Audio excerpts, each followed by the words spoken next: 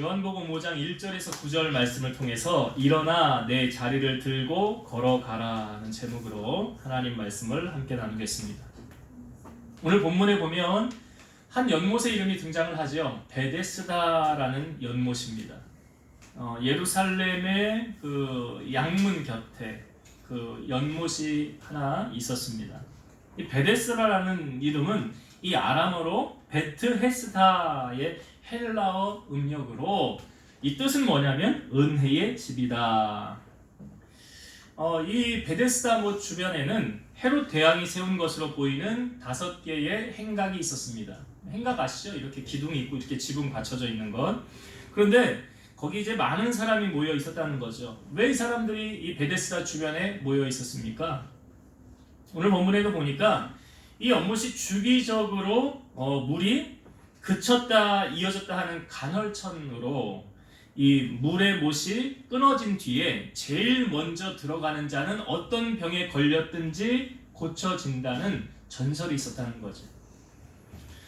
그러니까 그곳에 많은 병자들이 거기 모여서 무엇만 바라보고 있는 거예요. 그 연못만 바라보고 있는 겁니다. 언제 물이 움직이는가. 천사가 가끔 오늘 본문에 보면 천사가 가끔 내려와서 이 물을 움직이게 할 때 가장 먼저 들어가는 사람은 어떤 병에 걸렸든지 낫게 되었더라 라고 성경은 말하고 있죠. 그 약 중에 여러분 이런 약 있잖아요. 만병통치약. 어떤 병에 걸렸든지 이것만 먹으면 다 고칠 수 있어. 또 어떤 병이든지 다 고치는 의원이 있다라고 해봅시다. 그러면 그 의원 앞에 사람들이 줄을 서요, 안 서요? 줄 서겠지요. 야, 못 고치는 병이 없대. 그 사람 찾아가 봐. 지금 베데스다에 사람들이 모여 있는 이유가 그런 이유 아닙니까? 그런 심정으로 모여 있는 거예요. 이곳에 많은 사람들 중에 예수님께서 지금 한 사람을 주목하십니다. 오늘 본문에 나오는 주인공이죠. 이 사람은 어떤 병에 걸렸는지 구체적으로 알 수는 없지만 이 병에 걸린 지 38년 되었더라 그랬어요. 근데 유추해 볼 수 있는 것은 이 사람이 신체가 자유롭지 못하니까 하반신 마비나 중풍병이나 아마 그런 병에 걸려 있지 않았을까 추측을 해봅니다. 자, 이 사람이 그런데 예수님을 만나게 되죠. 예수님과 만나서 이 사람이 지금 대화를 합니다. 자, 이 대화의 내용을 우리 다시 한번 볼게요. 6절, 7절 말씀 한번 보겠습니다. 6절과 7절 말씀. 예수께서 그 누운 것을 보시고 병이 벌써 오래된 줄 아시고 이르시되 내가 낫고자 하느냐. 병자가 대답하되 주여 물이 움직일 때에 나를 못에 넣어주는 사람이 없어 내가 가는 동안에 다른 사람이 먼저 내려가나이다. 많고 많은 사람들 가운데서 왜 예수님께서 굳이 이 사람을 만나주셨을까? 지금 이곳에 많은 사람 있잖아요. 이 38년 된 병자 말고도 성경에 보니까 많은 병자가 있었더라 그랬어요. 많은 사람이 있었더라. 그런데 유독 왜 예수님께서 지금 이 한 사람만 만나주셨을까? 왜 그랬을까요? 근데 사실 이 사람이요, 베데스다에 있는 것은 헛수고하고 있는 거예요. 이 사람 여기 기다려봤자 자기 병 못 고칩니다. 만약에 물이 움직이는 걸 가장 먼저 봤어요, 이 병자가. 그러면 가장 먼저 들어갈 수 있습니까? 없습니까? 못 들어가요. 자기가 봐도 못 들어가는 거예요. 누군가가 도와주지 않으면 들어갈 수 없는 거예요. 그럼 내가 제일 먼저 봤다고 가정해 봅시다. 움직이다가 들어가려고 하는데 다른 사람이 그 인기척에 보고 먼저 들어가잖아요. 그러니까 거기 이 사람은 있어도 고침받을 수 없는 거예요. 그러니까 쉽게 말해서 헛수고하고 있는 거 아닙니까? 거기 있어봤자 어차피 못 고치는데. 그런데 왜 예수님은 지금 이 사람을 만나주셨을까? 자, 성경은 이렇게 표현하고 있어요. 힌트를 주고 있는 게 6절에 보면 예수께서 그 누운 것을 보시고 병이 벌써 오래된 줄 아시고 그랬어요. 병이 벌써 오래된 줄 아시고. 병이 오래됐음에도 불구하고 그 연못을 떠나지 않았다는 것은 이 사람이 자기의 병을 고치는 것을 포기했어요? 안 했어요? 포기했다고 한다면 여기 있을 이유가 있어요, 없어요? 없어요. 없지요. 포기했다고 한다면 이 사람은 여기 있을 이유가 없어요. 이 사람을 왜 예수님께서 이 사람을 주목하셨습니까? 이 사람은 끝까지 포기하지 않고 소망을 품고 있었기 때문이에요. 예수님은 주로 어디에서 사역을 하셨냐면 갈릴리 주변에서 사역을 하셨습니다. 갈릴리 호수 그 위쪽 지방이에요. 근데 지금 예수님이 어디로 오신 거예요? 예루살렘으로. 예수님께서 지금 이 병자를 만난 곳은 예루살렘 옆에 베데스다라는 곳이에요. 그러니까 이 병자가 예수님을 만난 것은 세상 말로 말하면 행운을 지금 얻은 거예요. 로또 맞은 그런 기분이에요. 이 사람이 자기는 어차피 나는 여기 있어도 가망 없어. 나는 여기 있을 이유가 없어 하고 그곳을 떠났다고 한다면 예수님을 만나지 못했겠죠. 오늘 성경이 우리에게 보여주는 메시지가 무엇입니까? 이 사람이 예수님을 만나게 된, 예수님이 왜 이 사람을 만났는가? 우리 그거를 알아야 되는 거죠. 우리는 뭘 좀 해보다가 안 되면 쉽게 포기하지 않습니까? 이건 해도 안 돼. 관둬. 옛날에 개그 프로에, 지금은 없어진 개그 콘서트에 달인이라는 프로가 있었습니다. 꽤 오랫동안 프로가 나왔는데 이 달인을요 처음에 소개할 때 어떻게 소개하는 줄 아십니까? 16년 동안 쭉 한 길만을 걸어오신 16년 동안 한 길만을 걸어왔다는 거예요. 여러분 한 분야에서 이렇게 오랫동안, 지금 달인은 16년이라고 소개하고 있는데 한 분야에 오랫동안 계속 걸어오는 것이 쉽습니까? 어렵습니까? 중간에 포기하고 싶은 적 없었을까요? 그만두고 싶은 적 없었을까요? 제가 이번에 7월 달에 우리 노회 시찰에 있을 때 문막에 있는 바울 선교교회를 다녀왔습니다. 우리 같은 노회 같은 시찰인데 그 목사님이 이제 한 은퇴를 3년 정도 남겨두신 목사님이에요. 어른 목사님이죠. 근데 이 목사님께서 이제 시찰을 하면 그 교회 목사님이 설교를 하는데 그 설교했던 그 내용 가운데 이런 부분의 내용을 말씀하셨어요. 여러분 교회가 부흥되면 좋겠죠. 교회가 부흥되면 그거보다 더 할 건 없잖아요. 그런데 교회가 부흥이 안 돼도 현상 유지만 해도 지금 잘하고 있는 겁니다. 그게 승리입니다. 그러면 하시는 말씀이 포기하지 말고 하나님의 때를 기다리십시오. 중간에 하다가 안 되면 나 이거 접어야 되겠네. 이거 포기해야 되겠네. 이거 해도 뭐 소망이 없네 하고 접는 사람들이 얼마나 많아요. 목회만 그렇습니까? 다른 사업은 안 그래요? 일은 안 그래요? 직장 생활도 좀 하다가 나 뭐 사람 대접도 안 해주고 이거 해도 뭐해. 학생들이 공부를 하다가 나 힘들어서 못하겠네 때려쳐야지. 그러면 그 아이의 장래는요? 보장 받습니까? 우리가 포기하지 않기 위해서 꼭 취해야 할 것이 있어요. 여러분 포기하지 않으려고 한다면 우리가 이것을 꼭 취해야 되는데 야고보서 1장 2절에서 4절 말씀. 내 형제들아 너희가 여러 가지 시험을 당하거든 온전히 기쁘게 여기라. 이는 너희 믿음의 시련이 인내를 만들어내는 줄 너희가 압니다. 인내를 온전히 이루라. 이는 너희로 온전하고 구비하여 조금도 부족함이 없게 하려 함이라. 참고 계속 기다리는 것을 뭐라고 말합니까? 인내라고 말하고 있어요. 하나님은 우리에게 여러 가지 시험을 당할 때 기쁘게 여기라 하면서 그때 우리에게 만들어지는 게 뭐냐면 믿음의 시련이 뭘 만들어낸대요? 인내를 만들어내는 거예요. 인내를 만들어. 인내를 온전히 이루라. 그 다음에 그 이유가 너희로 온전하고 구비하여 조금도 부족함이 없게 하려 함이라. 하나님께서 우리를 처음부터 완벽한 사람을 선택해서 그렇게 일꾼 쓰시는 게 아니고요. 부르셔서 다듬으십니다. 불순물을 빼십니다. 이 훈련의 과정을 뭐예요? 인내라고 하는 거예요. 인내라고 하는 거예요. 히브리서 10장 36절 너희에게 인내가 필요함은 너희가 하나님의 뜻을 행한 후에 약속하신 것을 받기 위함이라. 왜 인내가 필요하대요? 하나님의 뜻을 행한 후에 약속하신 것을 받기 위해서. 여러분 성경에 포기하라는 말씀이 있습니까? 없습니까? 어디 있으면 저 좀 알려주세요. 여기 목사님 포기하라는 말씀이 있는데요. 없습니다. 포기하지 말라는 말씀은 있죠. 갈라디아서 6장 9절 우리가 선을 행하되 낙심하지 말지니 포기하지 아니하면 때가 이름에 거두리라. 선을 행하되 낙심하지 말지니 그 다음 나온 말이 포기하지 아니하면 때가 이름에, 그때는 우리의 때가 아니라 하나님의 때가 이름에 거두리라. 여러분, 오늘 38년 된 병자가 나 이 병 못 고치겠네 하고 포기하고 떠나갔더라면 예수님 못 만났을 거예요. 여러분, 우리가 신앙생활 하는 거, 교회 나오는 거, 언제 주님이 우리를 만나 주실지 우린 모르는 거잖아요. 언제 설교 한 편이 그 사람의 인생을 바꿔놓을 수 있는 거 아십니까? 설교 한 편 잘 들어서요, 사람이 완전히 다른 사람으로 바뀌어질 수 있는 것. 사도 바울 같은 경우도 다메섹으로 가다가 누구 만났어요? 예수님 만나서 그의 인생이 완전히 달라졌잖아요.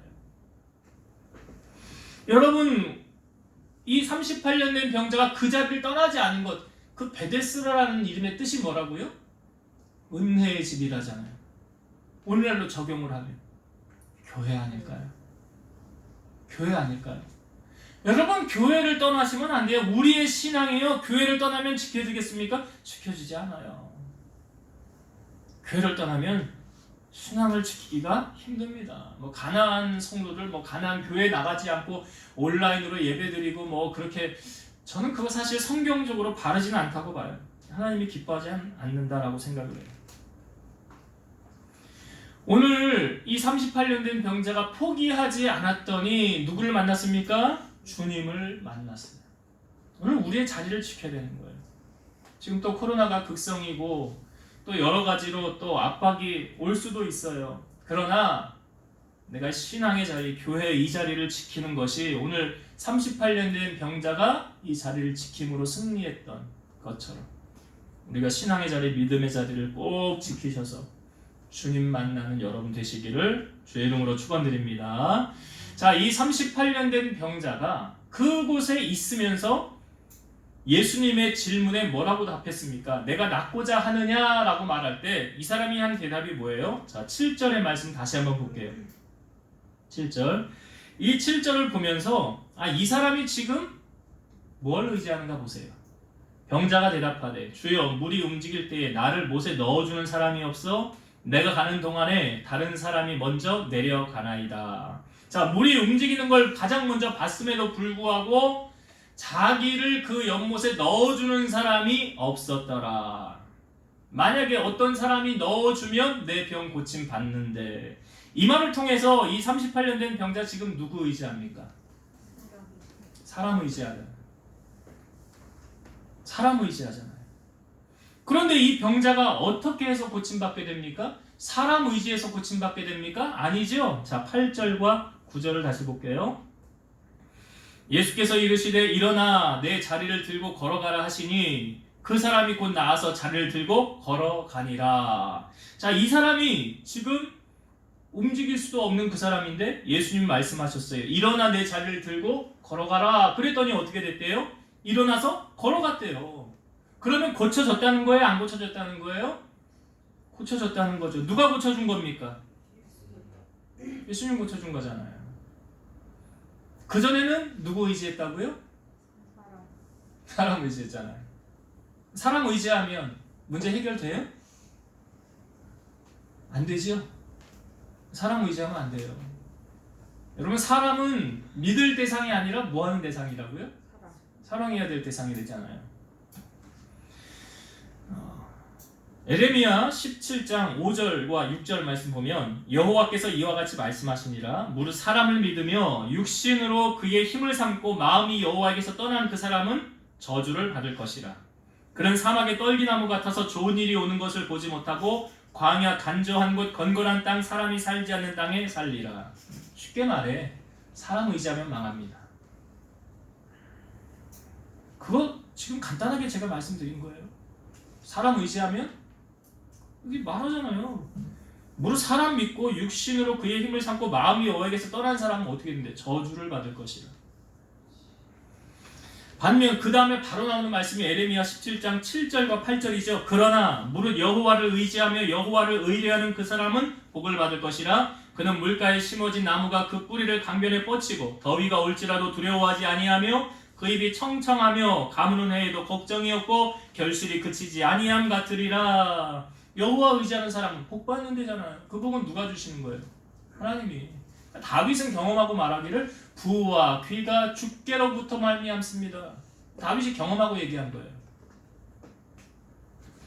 우리가 하나님을 의지하면 하나님께서 사람을 붙여서 내 일을 하게 하십니다. 반대로 우리가 사람을 의지하면 하나님이 내 주변 사람 다 끌어놔요. 돕는 사람 다 끌어놓는다고요. 되겠어요? 고린도후서 13장 5절 너희는 믿음 안에 있는가 너희 자신을 시험하고 너희 자신을 확증하라. 왜 내가 믿음 안에 지금 거하고 있는가? 달리 말해서 내가 하나님만 의지하는가 그거 보시면 돼요. 내가 하나님만 의지하는 사람, 하나님을 의지하는 사람, 그 믿음 안에 거하는 사람이에요. 여러분 내 믿음을 하나님 앞에 보여드려야 됩니다. 야고보서 2장 26절 영혼 없는 몸이 죽은 것 같이 행함이 없는 믿음은 죽은 것이니라. 야곱이요 라헬을 얼마나 사랑했습니까? 그러니까 라헬을 위해서 내가 7년 동안 무일푼으로 봉사하겠습니다. 그 7년을 성경이 표현하기를 7년을 수일같이 여겼더라. 여러분 예수님 사랑하십니까? 하나님 사랑하십니까? 하나님은 어떻게 사랑하래요? 마음을 다하고 힘을 다하고 뜻을 다하고 정성을 다하여 사랑하라. 우리 하나님 앞에 우리의 사랑을 보여줘야 되는 거예요. 히브리서 11장 6절 믿음이 없이는 하나님을 기쁘시게 하지 못하나니 하나님께 나아가는 자는 반드시 그가 계신 것과 또한 그가 자기를 찾는 자들에게 상 주시는 이심을 믿어야 할지니라. 그러니까 하나님은 어떻게 하면 기쁘시게 할 수 있냐? 믿음으로. 그러니까 하나님을 사랑하는 것도 내가 믿음으로. 그게 하나님을 기쁘시게 해드리는 거죠. 연애하는 사람의 가장 나쁜 특징이 무엇입니까? 양다리죠. 우리가 여러분 하나님 제대로 섬기지 않고 다른 것에 마음을 빼앗기는 걸 하나님은 양다리로 보시는 거예요. 그래서 10계명의 제1 첫 번째 계명이 무엇입니까? 나 외에 다른 신을 두지 말라. 하나님 그거 가장 싫어해요. 제가 우상의 개념에 대해서 말씀드렸죠. 하나님과 견주어 다른 것을 더 사랑하는 무언가가 있으면 그것은 뭐라? 우상이라고 했죠. 그 돈이 될 수도 있고 자식이 될 수도 있고 권력이 될 수도 있고 하나님보다 그 무엇을 더 사랑하면 하나님 질투하는 하나님이시래잖아요. 그래서 하나님을 사랑하는 자에게는 천대까지 은혜를 베푸신다 그랬어요. 신명기 6장 15절 너희 중에 계신 너희 하나님 여호와는 질투하시는 하나님이신즉 너희 하나님 여호와께서 내게 진노하사 너를 지면에서 멸절시킬까 두려워하노라. 여러분 하나님은 우리와 인격적인 만남을 갖기를 원하십니다. 그래서 나를 간절히 찾는 자 내가 만나주리라 그러잖아요. 오늘 38년 된 병자가 그가 사람을 의지했다면 영원히 고침받지 못했을 거예요. 예수님을 만나고 예수님의 말씀을 따랐더니 오늘 해결되었더라라는 걸 오늘 우리에게 보여주고 있지 않습니까? 사무엘이요 그 이스라엘 백성들 미스바로 다 모이라 하면서 그때 열린 성회가 뭐냐면 회개의 성회예요. 이렇게 말하죠. 만일 너희가 전심으로 여호와께 돌아오려거든 이방 신들과 아스타롯을 너희 중에서 제거하고 너희 마음을 여호와께로 향하여 그만을 섬기라. 그리하면 너희를 블레셋 사람의 손에서 건져내시리라. 하나님이 우리를 어떻게 하면 건져내신다고요? 우상을 다 멸하며 내가 믿고 의지했던 거 다 떠나보내며 하나님이 도와주시는 거예요. 사무엘상 7장 4절 이에 이스라엘 자손이 바알들과 아스타롯을 제거하고 여호와만 섬기니라. 여호와도 섬기는 거 아니에요. 여호와만 섬기는 거예요. 하나님만 섬기는 거예요. 신앙생활. 그랬더니 하나님께서 블레셋이 쳐들어올 때 그곳에 우레를 발하여 이스라엘로 하여금 승리하게 하셨더라. 오늘 우리 삶에 문제를 해결받는 방법 간단하지요. 하나님만 의지하고 하나님만 찾고 하나님의 음성을 듣고 그분의 말에 순종하기만 하면 되는 간단한 신앙의 원리를 오늘 우리에게 알려주고 있더라. 그럼 우리가 주님의 말씀을 들었으면 그렇게 살아가면 되는 거예요. 그러니까 한 번도 걷지 못했던 사람이 예수님의 말씀을 듣고 일어나 걸어라 하니까 일어나 걸어갔잖아요. 해결받잖아요. 그 원리를 우리에게 성경은 말해주고 있습니다. 자, 이 사람이 일어나서 걸어가는 날은 안식일이었다고 그랬어요. 유대인들은 이 안식일을 얼마나 철저하게 지키냐면 뭐 불도 잘 켜지 않는다고 그러고 먼 거리 1km가 넘어가는 거리는 뭐 걸어가지도 않는다고 그러고 하여튼 철저하게 이 안식일을 지키는데 이 사람이 그 자리를 들고 걸어가니까 유대인들이 너 왜 지금 자리를 들고 걸어가는 거야? 아팠던 사람인 줄 모르고 얘기를 하는 거죠. 그러니까 나 이거 자리 들고 걸어가라고 하신 그 사람이 걸어가라고 해서 걸어가는 거예요. 그 사람이 누구냐 그랬더니 잘 모르겠습니다. 예수님이 거기 사람들이 많으니까 피하셨거든요. 그리고 나서 예수님이 이 사람을 다시 만나죠. 이 사람이 예수님을 다시 만나게 됩니다. 그때 예수님께서 이 사람에게 권면의 말을 하고 있어요. 예수님은 어떤 권면하셨느냐? 14절의 말씀을 보겠습니다. 14절. 그 후에 예수께서 성전에서 그 사람을 만나 이르시되 보라 내가 나았으니 더 심한 것이 생기지 않게 다시는 죄를 범하지 말라 하시니. 자, 예수님과 이 사람이 만났어요. 예수님이 이 사람에게 말하기를 이렇게 말씀하셨어요. 내가 나았으니 더 심한 것이 생기지 않게 다시는 죄를 범하지 말라. 더 심한 것이 생기지 않게 다시는 죄를 범하지 말라. 이 역추적해서 뒷부분부터 보면 너 예수님 말씀에 너 지금 왜 이 질병을 네가 겪었는지 아느냐? 돌려 말씀하신 거예요. 예수님이. 죄 때문에 그런 거 아니야? 죄 때문에 그런 거 아니냐? 여러분, 성경에서 말하는 죄의 종류는 두 가지입니다. 두 가지로 요약을 할 수가 있어요. 첫 번째 죄는 뭐냐면 원죄라는 거예요. 원죄는 모든 사람이 태어나면서부터 가지고 태어나는 죄예요. 로마서 5장 12절. 그러므로 한 사람으로 말미암아 죄가 세상에 들어오고 죄로 말미암아 사망이 들어왔나니 이와 같이 모든 사람이 죄를 지었으므로 사망이 모든 사람에게 이르렀느니라. 한 사람이 죄를 졌는데 왜 모든 사람에게 죄가 전이 됐다고 말할까요? 여기서 말하는 이 한 사람은 아담을 말하는 거예요. 아담 한 사람이 하나님이 먹지 말라고 하는 선악과를 먹음으로 말미암아 죄가 세상에 들어오게 되었어요. 그래서 그 죄로 말미암아 그의 후손들은 다 죄를 가지고 태어나게 되었어요. 그래서 모든 사람이 죄를 지었더라. 로마서 3장 23절 모든 사람이 죄를 범하였음에 하나님의 영광에 이르지 못하더니. 그러니까 여러분, 사람은 태어날 때 죄를 가지고 태어난다라는 걸 분명히 아셔야 돼요. 그러면 죄를 가지고 태어난 이 사람이 죄를 가지고 살다가 죽었어요. 그러면 천국 갈까요? 지옥 갈까요? 지옥을 가는 거예요. 왜요? 죄 문제 해결받지 못했기 때문에 그래요. 태어날 때 가지고 태어나는 죄를 무슨 죄라고요? 원죄. 그러니까 원죄를 사함받지 못했기 때문에 어디 가는 거예요? 지옥 가는 거예요. 그럼 원죄를 사함받는 방법은? 원죄를 사함받는 방법은요? 예수 그리스도를 나의 구주로 영접하는 거예요.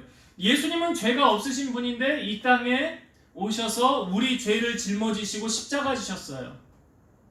그래서 예수님은 어린 양이라는 표현을 많이 하는 거예요. 구약시대 제사 지낼 때 그 제물을 가지고 오면 손을 얹어서 이 희생제물이 죽어짐으로 말미암아 나의 죄가 사함받게 되는 원리.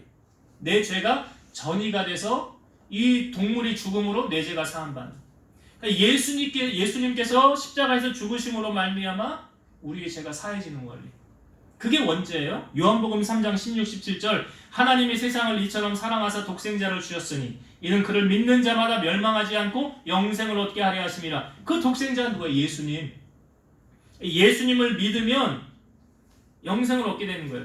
하나님이 그 아들 예수를 세상에 보내신 것은 세상을 심판하려 하심이 아니요 그로 말미암아 세상이 구원을 받게 하려 하심이라. 그래서 영접하는 자 곧 그 이름을 믿는 자들에게 하나님 자녀가 되는 권세를 주셨다. 누구를 영접하는 자? 예수님. 예수님 영접하면 어떻게 되는 거예요? 그 다음부터 내 죄가 사함받는 거예요. 이 무슨 죄라고요? 원죄. 원죄 사함받는 거예요. 그 다른 방법이 없어요. 구원을 얻는.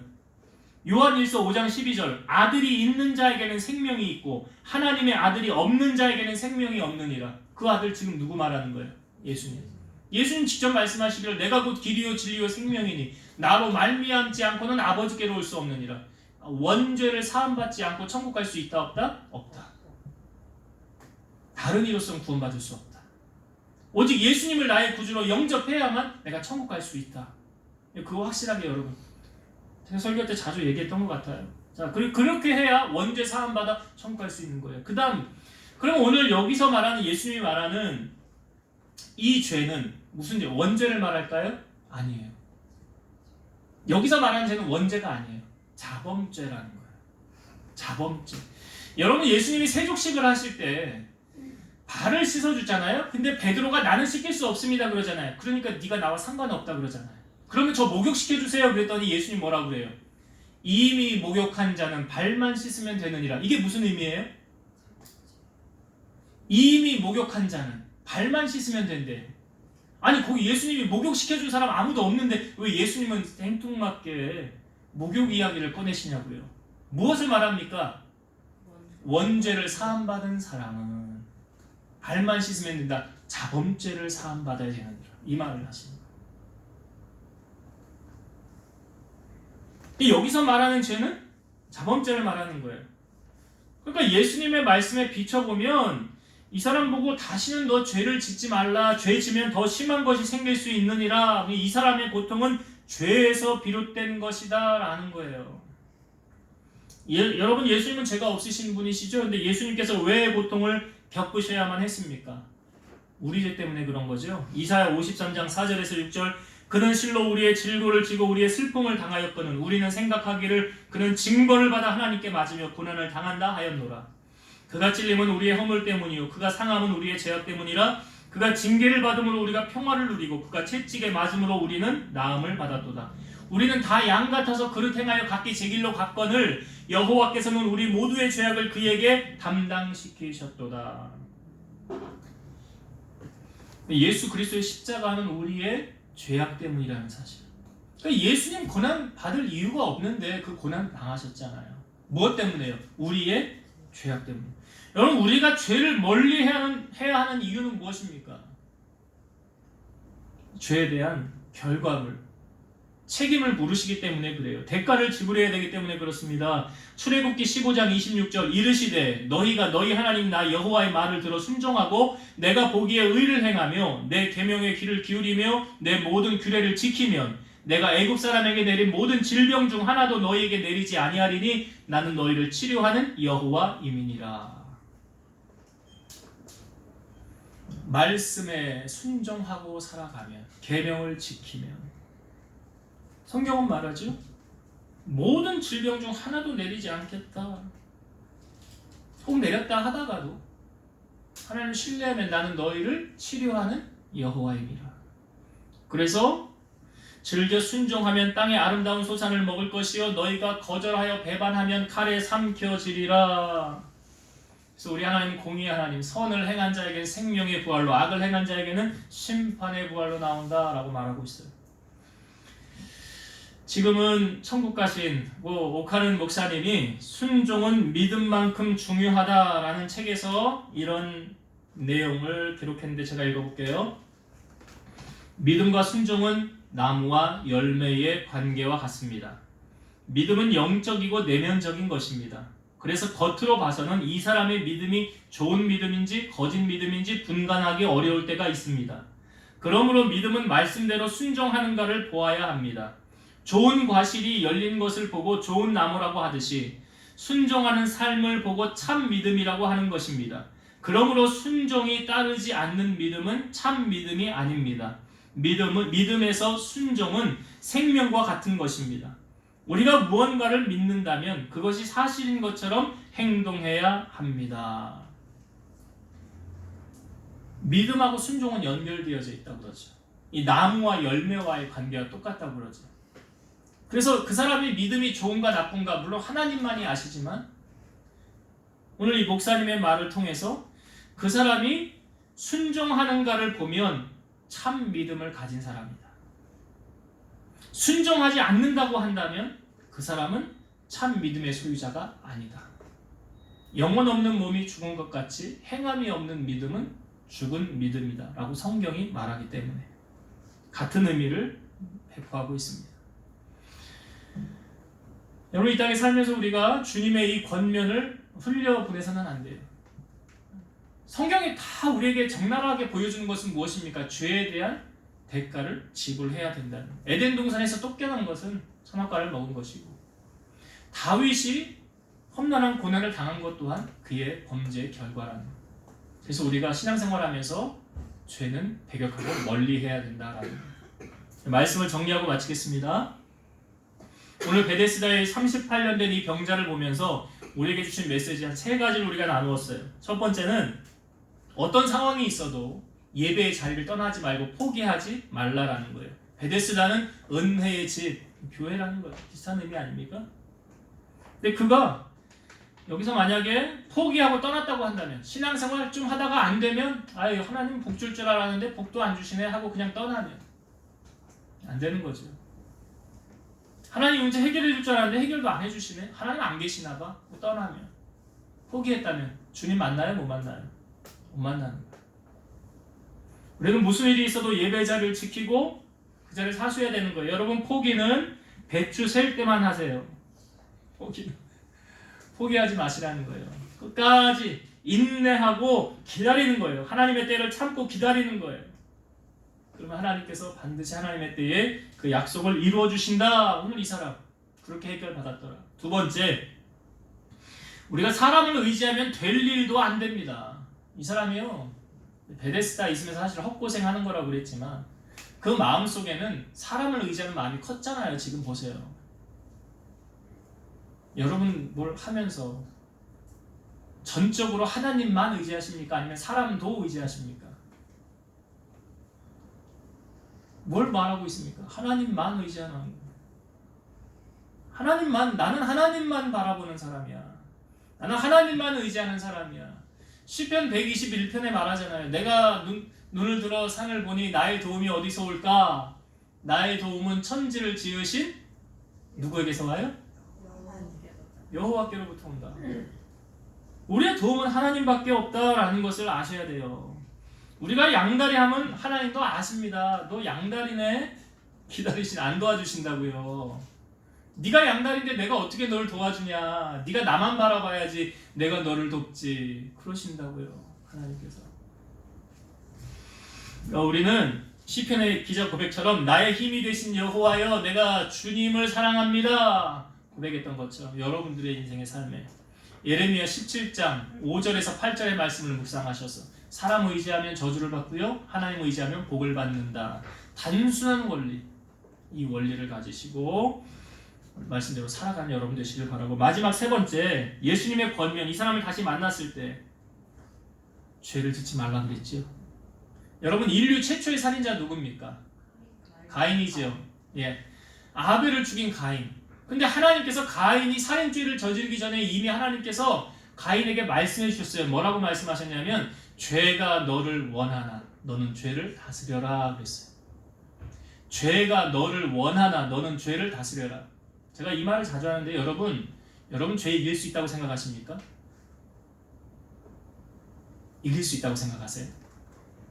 가인이 만약 주님의 말씀을 듣고 죄를 다스릴 수 있었다고 한다면 아벨을 죽여요, 안 죽여요? 아벨을 안 죽일 수 있는 방법이 있잖아요. 어떻게 하면 아벨 안 죽입니까? 그렇죠, 맞아요. 그게 시편 1편 1절과 2절이잖아요. 그 말씀이잖아요. 그게 복 있는 사람은 죄의 자리 가는 거 아니에요. 아벨을 왜 만납니까? 죽이려고 만나는 거 아니에요. 가인이 안 죽이려면 안 가면 되지. 안 만나면 되고, 죄의 자리. 그러니까 이 주님께서 우리로 하여금 이 자범죄, 이 결과에 대한 걸 반드시 물으신다는 걸 아셔야 돼요. 그래서 죄는 무서워해야 된다니까. 가까이 하지 말아야 된다니까. 악한 짓을 하는 사람하고 동행하면 동참죄를 저지르면 그거에 대한 대가 같이 받는 거예요. 그래서 예수님께서 죄에 대한 걸 다시 한번 말씀하시면서 우리로 하여금 죄에 거하지 말고 의에 거하라. 어둠에 거하지 말고 빛의 갑옷을 입어라 말씀하시는 거예요. 그렇게 여러분이 살아간다면 하나님의 은혜와 평강과 기쁨과 복을 누리고 살아가게 될 줄로 믿습니다. 그런 하나님 자녀 되시기를 주의 이름으로 축원드립니다. 기도하시겠습니다. 살아계셔서 역사하신 하나님 감사합니다. 오늘 38년 된 병자가 베데스다에서 주님을 만났습니다. 그는 포기할 수도 있었지만 포기하지 않았습니다. 오늘 우리가 어떤 일을 행함에 있어서 또한 이것이 주의 일이라고 할 때 좌절과 낙심이 몰려올 때 인내하게 하시고 포기하지 않게 하실 때 하나님의 때에 반드시 만나주시고 해결해 주시고 축복해 주신다는 약속을 우리에게 주셨사오니 우리 성도들이 이 말씀을 가슴에 잘 새겨서 인내하게 하시고 사람을 의지하지 않고 주님만 의지함으로 주님 주시는 복을 누리고 살아가는 성도들 되게 하옵소서. 여러분, 주님이 오실 날이 멀지 않았음을 우리에게 보여줍니다. 그것은 다시 말해 소돔과 고모라와 같이 이 땅에 죄가 난무하는 시대를 저희를 살아가고 있습니다. 죄악과 타협하지 않게 하시고 구별된 자로서 빛의 자녀로 하나님 기뻐하시는 뜻을 이루며 살아가는 성도들 되게 하여 주옵소서. 예수님 이름으로 감사하며 기도드리옵나이다.